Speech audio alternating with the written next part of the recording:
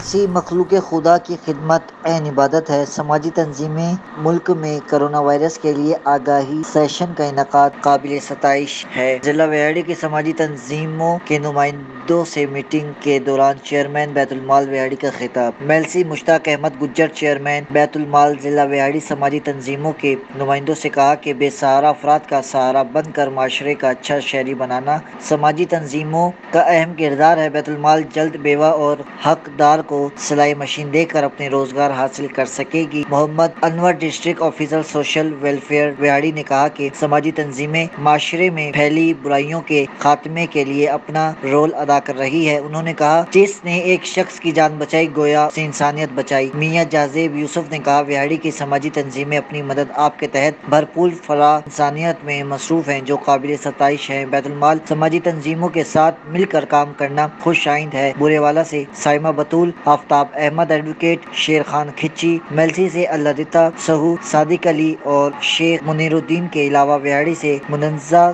सबूही, आसिया इब्रार हमीदी, मोहम्मद इसहाक भट्टी ने भी शिरकत की। Report Muzammil Khurram, media reporter पाक एशिया न्यूज़ मेलसी।